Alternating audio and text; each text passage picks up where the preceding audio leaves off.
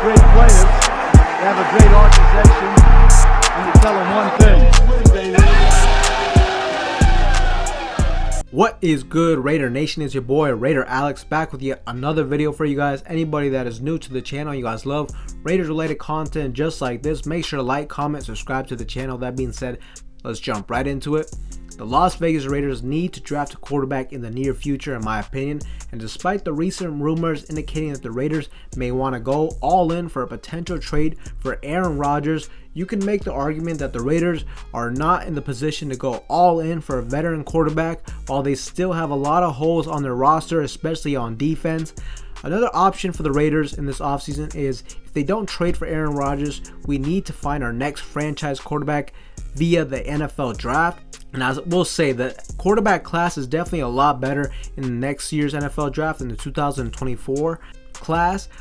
But the Raiders need a quarterback now, and although we can always go the route of getting a bridge quarterback for this year, look, I also don't know if Marc Davis essentially wants to go that route. Basically, he wants to sacrifice a season next year, especially in a year where Las Vegas will host the Super Bowl in our home stadium. Personally, I think Marc Davis is going to want to be as aggressive as possible, and if that's the case, I think he's either going to trade for Aaron Rodgers or he's going to trade up in this year's draft for one of the top quarterbacks. And look, although the 2024 class is filled with a lot of young, promising quarterbacks, that doesn't mean that there isn't good quarterbacks in this draft. And the Raiders are definitely in a very tricky situation.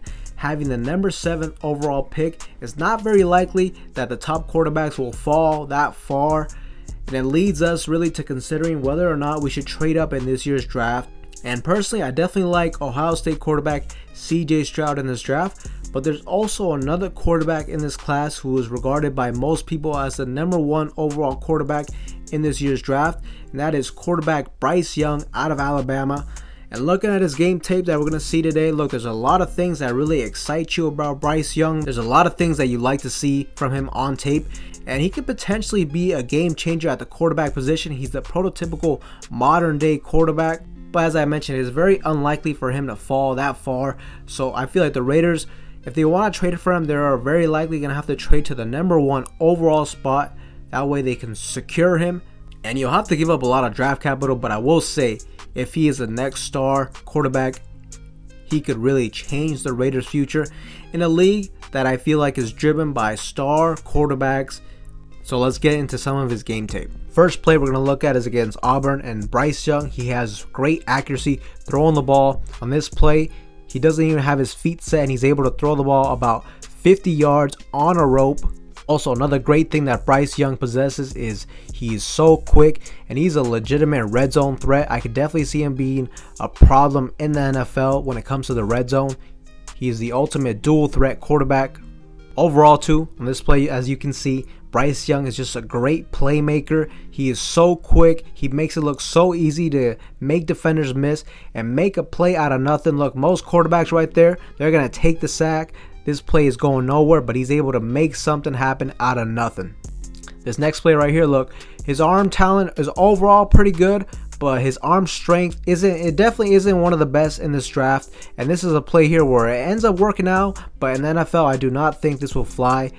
The ball looks pretty underthrown, and I would like to see more touch on that ball. I feel like the defensive back was a little bit more aware. He could have made a play on that. This play right here shows great accuracy, throws the ball outside the numbers, it hits the wide receiver right in his hands. He's not able to make the play, but look, on this team with a guy like Devontae Adams, I think that play could definitely be made in the NFL. Great accuracy. This is just another play where you can see his great playmaker ability, being so elusive. He is so quick, he's able to step up in the pocket and rush for a first down and more, and is smart to slide to avoid the big hit. This play right here, I didn't see a whole lot of this, which is good because overall, as I said, I think he's overall a very smart quarterback, has good IQ, but right here he makes a pretty bad read. The wide receiver is completely covered. He throws the ball, a bad interception on his part.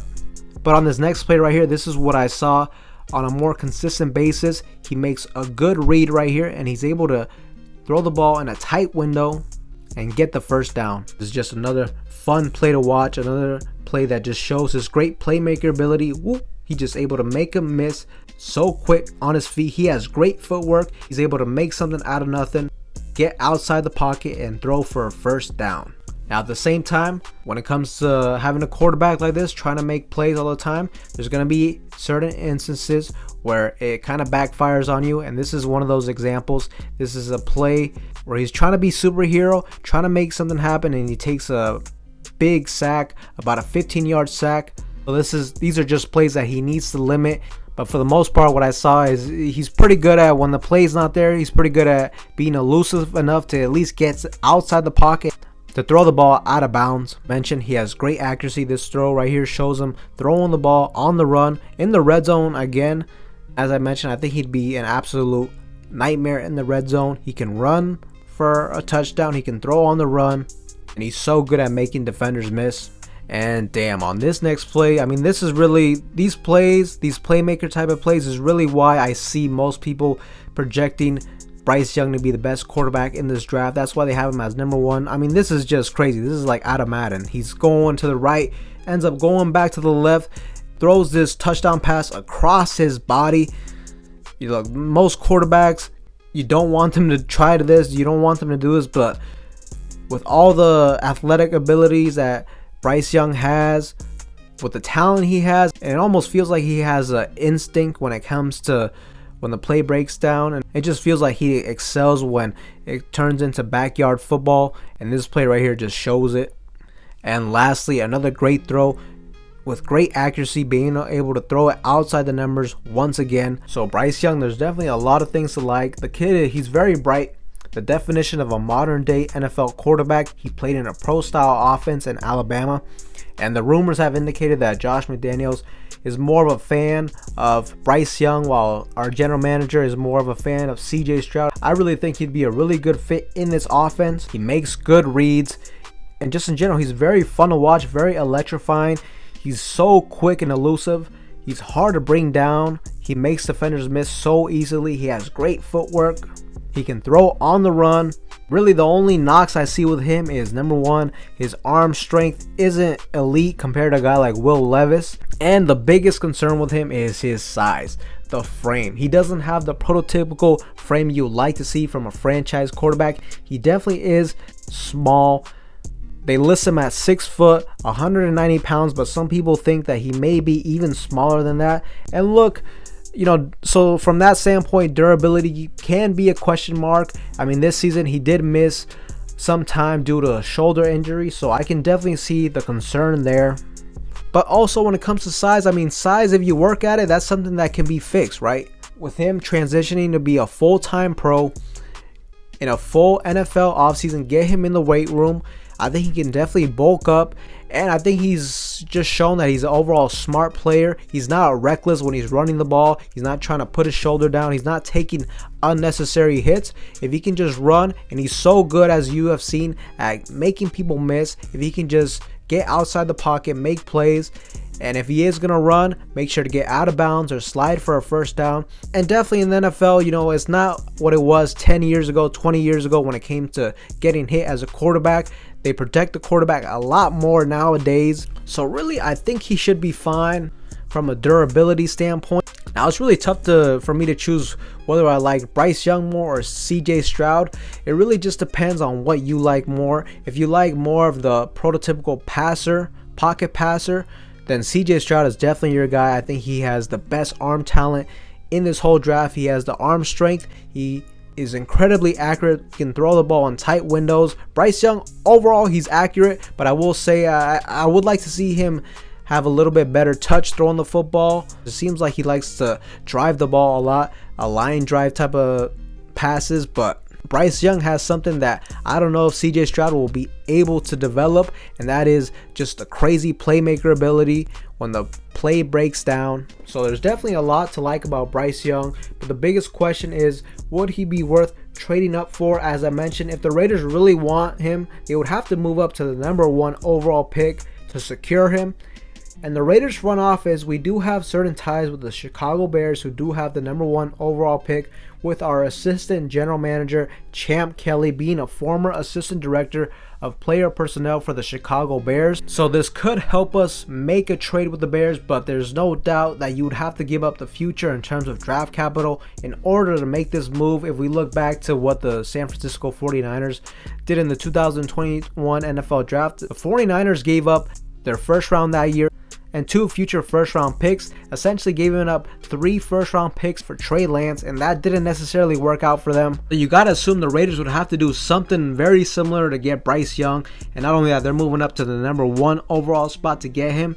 And look, although I really do like Bryce Young as a prospect, man, that is so risky for us to move up to the #1 overall pick. And look, if it does not pan out for us and the Raiders, we really could be screwed. But at the same time, I understand you gotta risk it for the biscuit sometimes. And if this thing works out, then the Raiders would be set for years to come.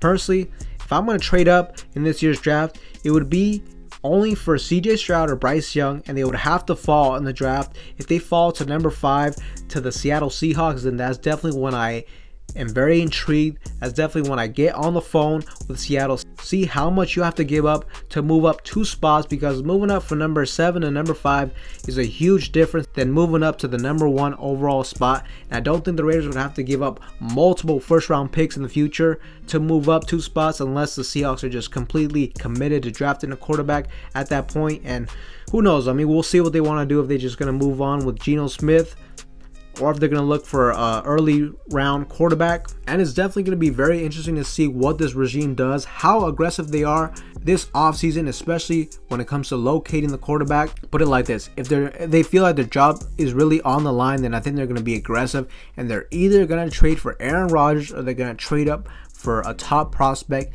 in the NFL draft. But if Marc Davis has assured them that they're going to have 3 to 4 years to get this whole thing right, then I could definitely see them going the route of just getting a bridge quarterback like Jacoby Brissett, bringing back Jarrett Stidham, and potentially going in the draft next year to find your franchise quarterback.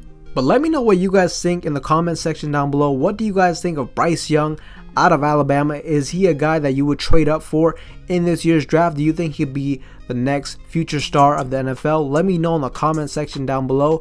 But with that being said, Raider Nation, that's all I have for you guys in today's video. Anybody that is new to the channel, you guys love Raiders related content just like this, make sure to like, comment, subscribe to the channel. With that being said, I will see you guys in the next one.